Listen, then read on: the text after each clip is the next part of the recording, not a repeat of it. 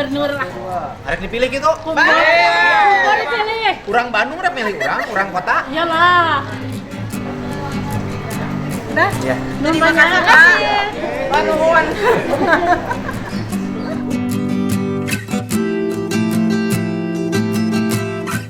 Semoga Allah selalu membimbingmu dan biarlah angin menuntun langkahmu.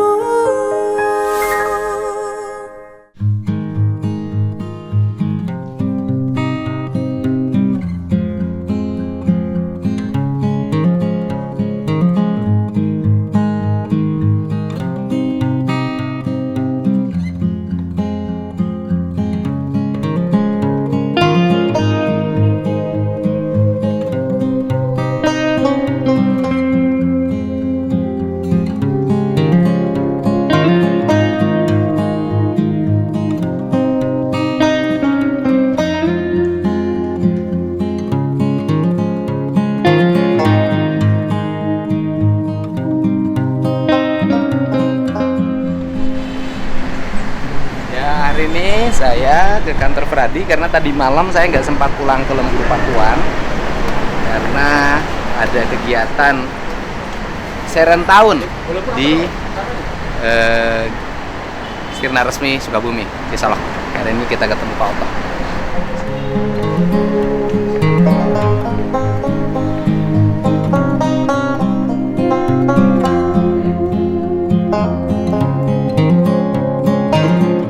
Siap. Ya. Siap. Iya, ini Ibu kakaknya ya. Ibu kakaknya yang baik hati. Ibunya cantik. Terima kasih. Kok beda sama Dede sih? Terima kasih, Pak. Ibu dari Cirebon jam berapa? Setengah enam tadi. Setengah 6 pagi. Iya. Wah, tadi saya lihat nangis videonya. Iya, tenang anak ibu, insya Allah hari ini sudah berbuat kebaikan. Dan seluruh kebaikannya bukan hanya bermanfaat bagi Dede, tapi bermanfaat bagi banyak orang di seluruh Indonesia. Karena harga kejujuran itu sangat mahal. Dan ibu nggak usah cemas tentang anak ibu. Pertama, dari sisi hukum kita dampingi. Yang kedua, kedepannya mudah-mudahan bisa jadi justice kolaborator dengan mendapat hukuman yang sangat ringan. Yang ketiganya, urusan anaknya, urusan segala macamnya urusan saya, nggak usah cemas lagi. Ya, saya gini-ginian bukan tujuan apapun. Saya gini-ginian adalah untuk tujuan agar yang 7 terpidana tidak bersalah itu bebas. Ya Bu ya, kita juga merasakan kan bagaimana kalau kita punya saudara, punya teman di penjara seumur hidup tanpa kesalahan. Dan Dede hari ini sudah menjadi pahlawan bagi Indonesia. Yang disebut orang baik itu bukan orang yang tidak pernah berbuat kesalahan. Orang baik itu adalah orang yang menyesali kesalahan. Gitu. Udah makan Ibu belum? Di mana makannya? Baru. Di sini ya, dikasih makan. Dek, wah kamu ke mejanya baru ya? Terima kasih, Pak. Si sama Aula ya tadi ya? Di sini. Oh, gitu. Udah makan? Alhamdulillah udah Pak. Udah tenang? Udah tenang banget, tenang Udah. aja. Kan gini, orang yang sudah mencurahkan seluruh kesalahannya itu akan tenang jiwanya. Malam udah bisa tidur sih Pak. Udah tidur nyenyak? Agak nyenyak maksudnya. Iya. Nanti dibikin lebih nyenyak lagi. Apakah harus tidurnya di hotel? Enggak Pak. Enak di situ ada teman lah Pak. Banyak temennya, Iya, temennya ngobrol. baik-baik. Baik-baik, ngobrol. Lingkungan teman saya baik-baik. Ngobrol. Aula perhatian nggak anak saya? Perhatian. Itu anak saya Bercanda paling terus. Iya, itu anak saya paling gede. Udah masuk DPRD provinsi sekarang. Aduh. Ini mah canda aja biar nggak terlalu serius. Kenapa ibunya putih, tetenya dedenya manis? Kakaknya beda loh. Ini punten kenapa dede beda sendiri? Mungkin karena kerja panas-panasan Karena masa kerja terus. Karena kerja terus. Karena kerjanya, tapi kalau wajahnya ganteng loh. Ini nanti kalau dikasih skincare itu beda.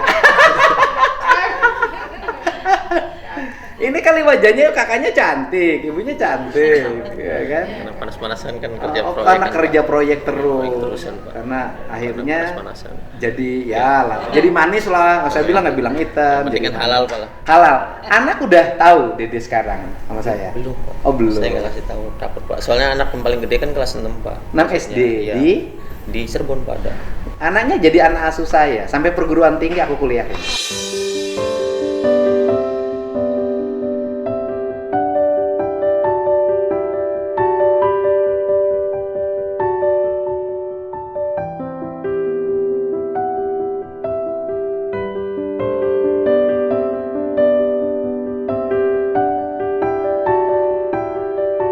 Serius salam. Makasih, Pak. Ada, ya kan?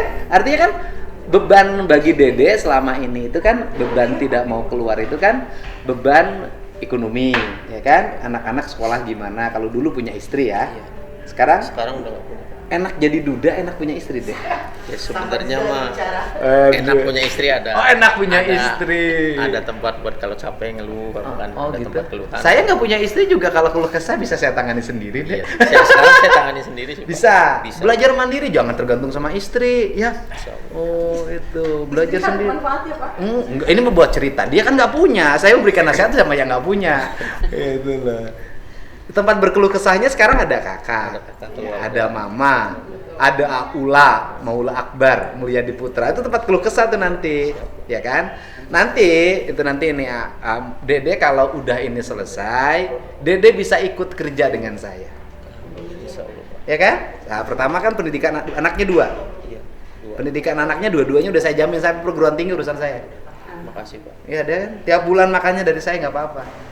Gitu, udah tenang kan? Tenang. Oh iya, tinggal cari istri, siapa tahu nanti dapet. Nanti lagi, Pak. Ya kan, udah mau cari janda apa cari perawan?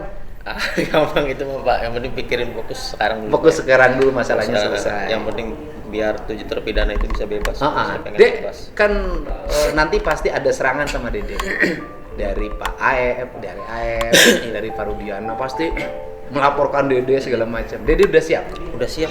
Karena merasa Karena merasa ya saya yang berkata saya kemarin itu yang bahwa saya jujur.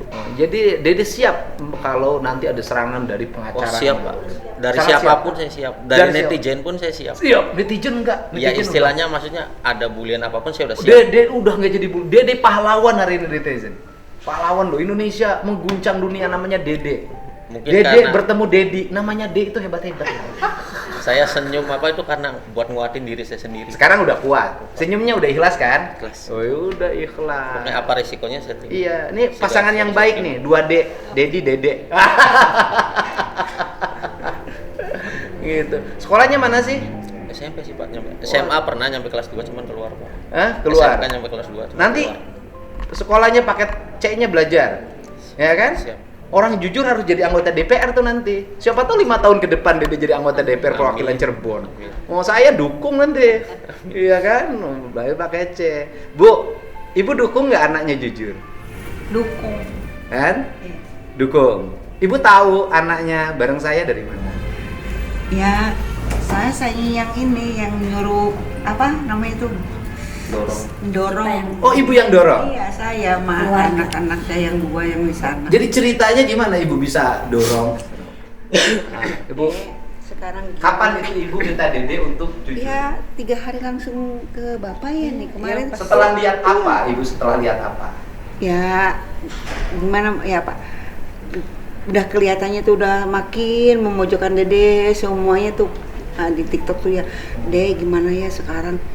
Mama lihat Dede tambah kesini tuh tambah rame aja gitu di pojokan terus. Udah sekarang mah Dede gimana kalau Sebenarnya yang dipojokin Aib banyak kan bukan Dede.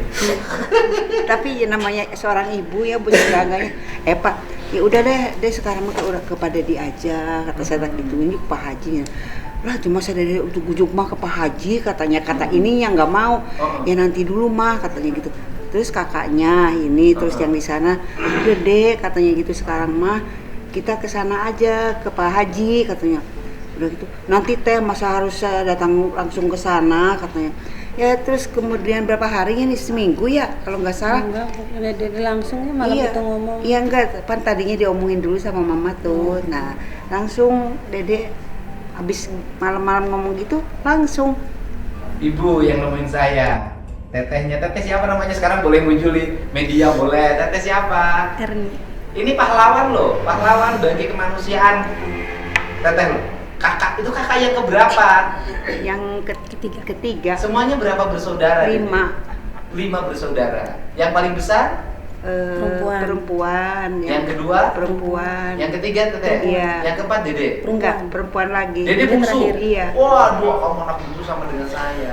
Ini pahlawan loh. Mau datang ke rumah saya Iya. dan tindakan saya waktu itu, Dede di mana? Nanya ke kakaknya kan? Iya. Teteh jawab di mana? Tangerang. Tangerang. Terus Masih kata jemput. saya apa yang harus dilakukan hari itu? Harus dijemput. Sekarang juga. Iya bilang kan Jet lag "Ma, sampai sekarang." Pak Haji itu tegas pokoknya datang baru 5 menit aja udah langsung suruh ngejemput Dede katanya gitu. Sekarang juga. Iya sekarang juga katanya pokoknya Masya Allah napas juga baru ininya tuh bilang Karena harus cepat. Iya. Kalau nggak cepat nanti keduluan sama orang berbahaya. Iya. Karena ini menyangkut keselamatan. Iya. Gitu loh. 1 detik itu berarti bagi saya. Iya. Apa yang membuat ibu mendorong anaknya untuk mengasuh? Ya gimana ya Pak, saya kasihan sama yang di apa 7 namanya pidana. 7 narapidana gitu. Iya, 7 terpidana Iya, seumur hidup. iya kasihan. Terus kalau seandainya dengan ke anak saya gitu, gimana rasanya, Dek? Satu bilang terus pokoknya, Dede harus nemuin bapak, harus deh. Ya udah mah. Terus mungkin dibalik tiap malam kan jarang tidur, saya juga jarang tidur kan. Iya. Mau tidur jam berapa ya, udah jam 11-an. Terus dedenya sama kakaknya WA, teh ya udahlah, Dede siap. Sekarang risikonya apapun Dede siap ngadepi katanya. Ini langsung nyari itu bapak kan ya, namanya apa? Nggak direspon mah. Terlalu banyak. Iya, wah katanya itu terlalu banyak. Ya udah jadi gimana kata dia itu ke Bang Peri aja Ah, gitu. Peri. Iya. Terus ini langsung nyari, alhamdulillah ini ya Bisa ketemu alhamdulillah. Saya juga terima kasih. Sebenarnya yang dilakukan oleh ibu dan keluarga berbanding terbalik dengan yang dilakukan Aep. Saya ini lebih mendesak dari awal ke Aep loh. Ini mah kan nggak pernah ketemu. Iya. Aep saya wawancara. Aep kemudian saya temuin bapaknya, saya bujuk melalui kepala desa, melalui camat, saya temuin sampai hari ini saya masih membujuk. Tapi ya tidak pernah ada hasil. Iya. Ibu Dede malah bagi saya sampai hari ini belum tahu Dede di mana ya, saya belum pernah nemu ya. Iya. Mungkin kalau dulu langsung ketemu udah selesai. Iya, kata saya tak ini hayu pada dorong aja, kalau di rumah kan cuma berdua saya aja sama ini. Mak gimana ya katanya itu dari 3 bulan sebelumnya Dede kesini tuh Pak, udah ke bapak aja mah katanya. Ininya nggak mau terus Pak. Jadi pikirannya gimana nanti kalau nggak kerja anak saya gimana gitu. Pokoknya mungkin pikirannya siang malam gitu. Kalau kata saya Dede nantinya gimana? Kalau pikiran terus Dede kan kerjanya namanya kuli bangunan, Iya. naik turun takutnya banyak mikir nanti jatuh. Ya enggak mah katanya itu nanti mikir-mikir dulu. Alhamdulillah terus langsung aja ya. Iya, sekarang udah tenang. Iya alhamdulillah. Ini tetehnya apa? Yang membuat teteh mendorong adiknya untuk ngakuin apa? Dan waktu itu saya rahasiakan teteh kan, saya nggak mau video, nggak mau apa, udah kita diskusi dulu. Sekarang udah boleh muncul karena teteh adalah pahlawan bagi Indonesia, bagi kemanusiaan, bagi kebebasan. Apa yang membuat motivasi sehingga mendorong Dede untuk ngaku? Ya, yang pertama untuk kebebasan untuk yang 7 terpidana. Kedua untuk masa depan anak-anak dia, masa depan anak-anak dianya juga. Kedua juga untuk hidup dia sendiri. Kedepannya kalau dianya nggak ngomong jujur, terlalu dipendam sendiri, kan gejolak batin dia juga perang dengan dirinya sendiri. Ngejalanin hidupnya nggak akan tenang. Berat. Makanya udah Dek, lihat anak-anak juga, anak-anak kamu. Demi anak-anak kamu masa depannya, kamu harus jujur. Ya itu yang saya ngomong selalu, bahwa saya fungsinya adalah fungsi sosial. Karena orang miskin itu kalau susah, dia kalau mengalami perkara, pengacara bayar dari mana? Kemudian yang berikutnya selama beracara, selama diproses bekerja berhenti. Selama bekerja berarti istri tidak dapat makan, anak-anak tidak dapat makan. Sehingga pendekatan sosial ini saya gunakan untuk melindungi rakyat kecil untuk mau jujur. Untuk mau terus terang agar dirinya terbebas dari berbagai beban, dan ini berhasil pendekatan ini. Jadi tidak pendekatan hukum, tapi pendekatan kemanusiaan dan sosial. Indonesia ini problemnya itu. Jadi itu bukan nggak mau jujur dari dulu, karena kalau jujur anaknya nggak bisa sekolah karena teteh takut ditahan. Benar nggak deh? Terus siapa yang dampingin saya juga, Pak? Oh, Nggak ada yang dampingin, takut. Kejujuran saya kan mungkin agak berat juga, Pak. Proses kejujuran saya, soalnya kan saya saksi kunci mahkota ibaratnya, Pak. Kalau saya jujur mau keluh kesah, mau siapa yang dampingin saya mikirnya, Pak. kalau jujur siapa yang dampingin? Terus juga kan istilahnya saya nggak ngerti hukum, mungkin dalam bicara hukum pun saya tidak mengerti apa-apa. Saya mau keluar pun istilahnya kan harus nyewa pengacara, Pak. Nggak asal saya keluar aja. Iya. Terus saya bukan orang yang sering keluar ke media. Saya harus penuh mental keluar, harus penuh dengan tekad saya yang bulat. Ya mungkin selama itu saya kumpulin, Pak. Terus saya kumpulin. Mungkin hati saya udah kebuka, tekad saya udah bulat, ya saya mental saya udah kuat, saya keluar.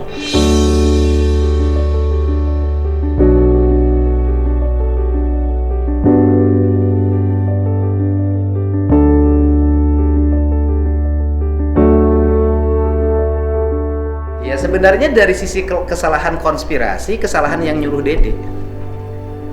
Orang disuruh melakukan sesuatu, yang sesuatu itu salah, berdampak bagi keamanan dirinya, yang disuruhnya nggak dilindungin. Mungkin Dede untung juga lengah ininya orang yang nyuruhnya. Kalau yang nyuruhnya nggak lengah, Dedenya disuruh kerja, dijamin tiap bulan, masalahnya diselesaikan, Dede nggak akan bisa keluar juga, kan udah nyaman. Karena Dede tidak ada yang jamin kerjaan, tidak ada yang jamin kehidupan, harus nyari sendiri, ada masalah tidak ada yang membela, akhirnya untung ini lawannya lemah. Kalau lawannya cerdas banget, sempurna, Dede nggak akan nemuin saya. Soalnya gimana ya, tertutup banget Dede tuh. Tertutup banget, Pak.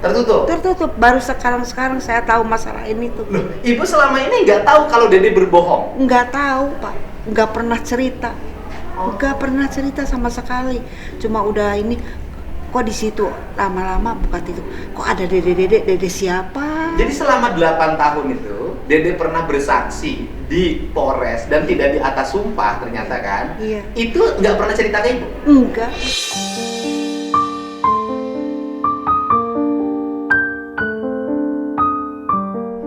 Dia menjadi saksi peristiwa pembunuhan dan pemerkosaan itu tidak cerita ke Ibu? Enggak. Jadi keluarga nggak tahu? Nggak tahu. Ya taunya tuh pas ada surat panggilan. Ada panggilan aja dari Yang dari Polda? Iya. Yang waktu kasus Peggy? Iya. Bukan yang pertama, yang 2016. Iya. Oh, tahu juga. Iya.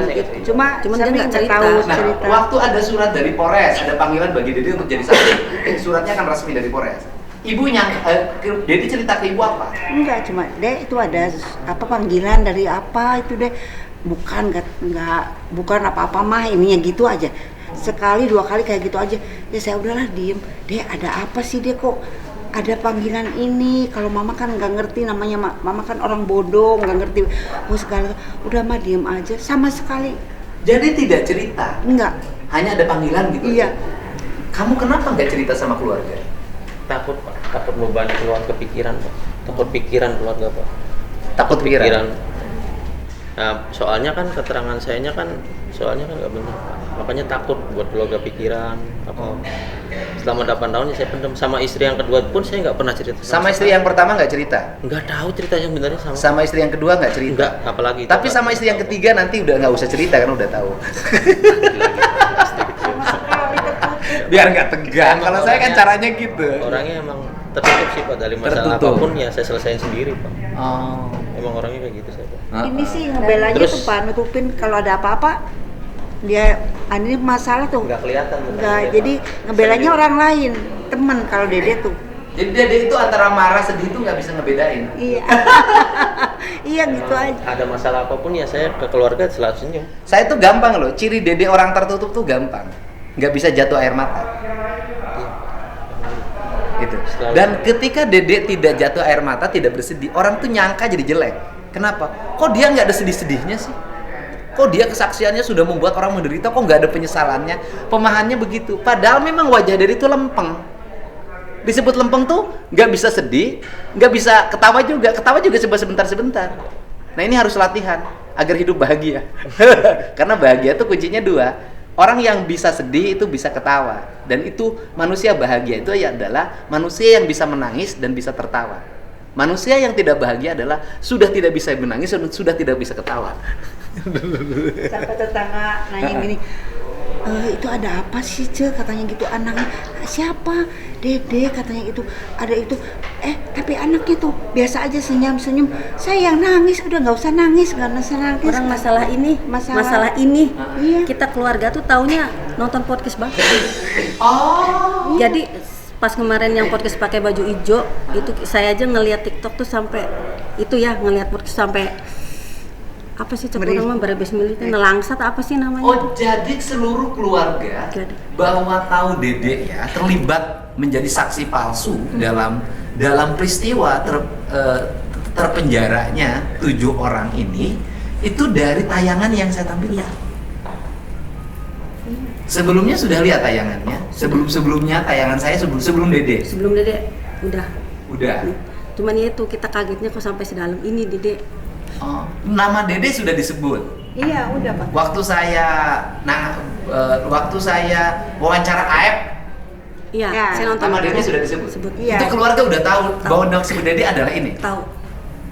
Cuman yang bener-bener yang Dede ceritakan ke Bapak itu di podcast Bapak itu kita keluarga tuh nggak ada yang tahu. Yang Dede ceritakan ke Bapak semua di podcast itu kita nggak ada yang tahu. Oh, nggak ada yang tahu. Nggak tahu asli cerita dari Dede itu. Bener-bener tertutup. Jadi tahunya itu setelah Dede berbicara dengan saya secara terbuka. Betul. Ya, Iya. hampir 1 jam. Itu baru tahu. Baru tahu. Kebayang itu hati terkoyaknya. Makanya kan perang batin dia selama 8 tahun. Ayo Dek, cepat keluar. Tinggal kamu doang saksi yang belum speak up di media. Kata saya gitu. Ingat masa depan mereka, ingat masa depan anak-anak kamu. Kamu juga butuh hidup ke depannya. Kamu juga pasti punya keluarga baru. Ya kita di keluarga bisa dorong itu biar Dede kuat ngadepin semuanya. Semangat. Dan ini saya harus hormat sama Ibu. Terima kasih loh Bu. Sama-sama. Terima kasih banyak loh Bu. Ya. Sama, saya juga terima kasih banyak. Dede udah. Kenapa? Ya, terima kasih ya. Kita sudah melakukan berbuat kemanusiaan, menyelamatkan orang, menjunjung tinggi kejujuran. Ya Bu ya. Terima kasih banyak. Saya juga terima kasih Iya. Pak. Kasih. Cuma saya nggak bisa. Iya. Ketulusan dan doa seorang ibu itu adalah jalan menuju kemuliaan bagi anak-anaknya.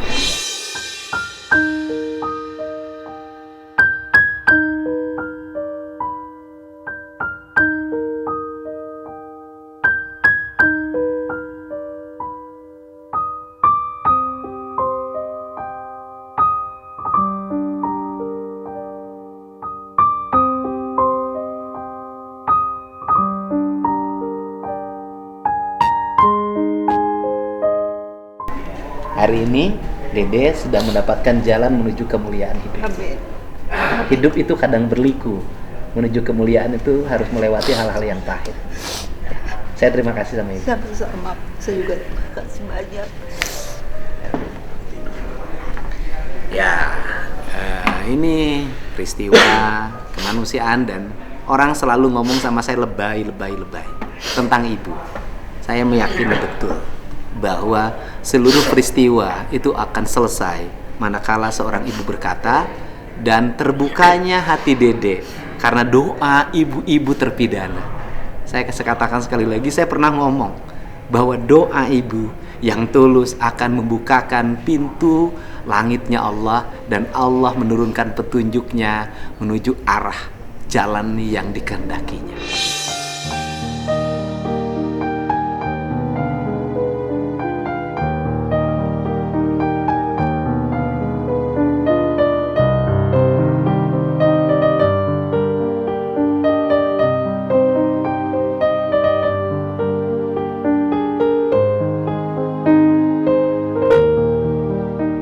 Yakinlah bahwa Air mata seorang ibu, bisikan hati seorang ibu, lidah seorang ibu adalah jalan menuju kemuliaan. Ini semua adalah karena perannya kaum ibu. Terima kasih ya buat ibu-ibu Indonesia.